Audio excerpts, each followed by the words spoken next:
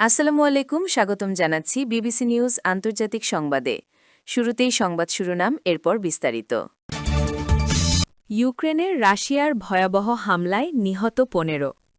কুয়েতে তেল কমপ্লেক্সে ড্রোন হামলায় আগুন।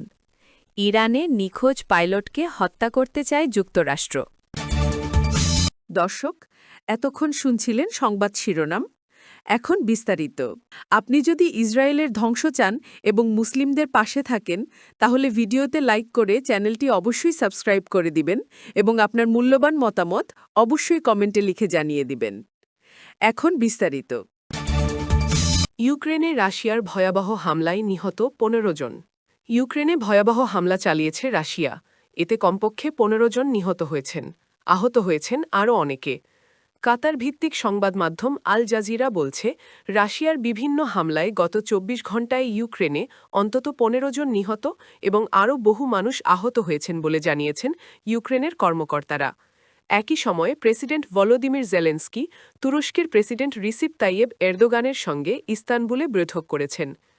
ইউক্রেনের খার্কিভ অঞ্চলের গভর্নর ওলেহ সিনিয়েহুভভ জানান, খার্কিভ শহরসহ উত্তর পূর্বাঞ্চলের ১১টি শহর ও গ্রামে হামলায় অন্তত ৪ জন নিহত এবং ১১ জন আহত হয়েছেন।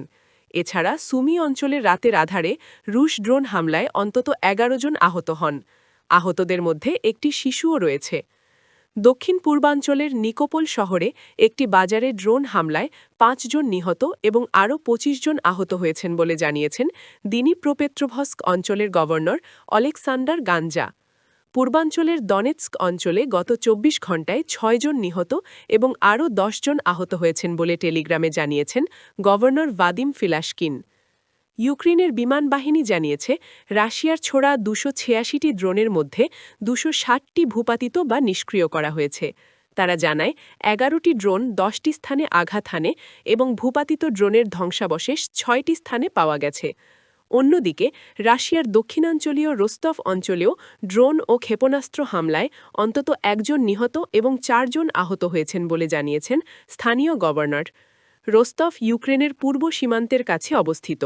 গভর্নর ইউরি স্লিউসার জানান, বন্দরনগরী তাগানর্গে এই হামলা হয়।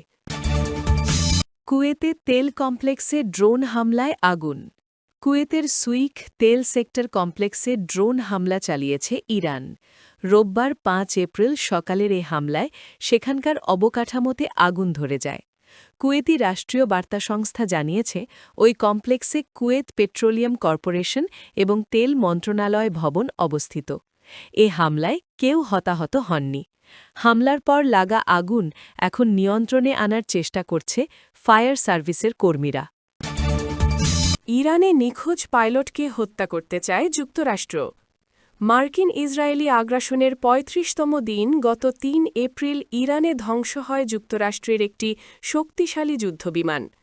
বিধ্বস্ত হওয়া F-15 জেটটিতে ২ জন পাইলট ছিলেন। তাদের একজনকে উদ্ধারের দাবি করলেও তার নাম পরিচয় প্রকাশ করেনি যুক্তরাষ্ট্র। তবে আরেকজনকে হন্যে হয়ে খুঁজছেন মার্কিন সেনারা। এর পেছনে নাকি লুকিয়ে আছে হত্যার ছক। আজ রোববার ৫ এপ্রিল এমনটাই দাবি করেছে ইরানের বার্তা সংস্থা তাসনিম।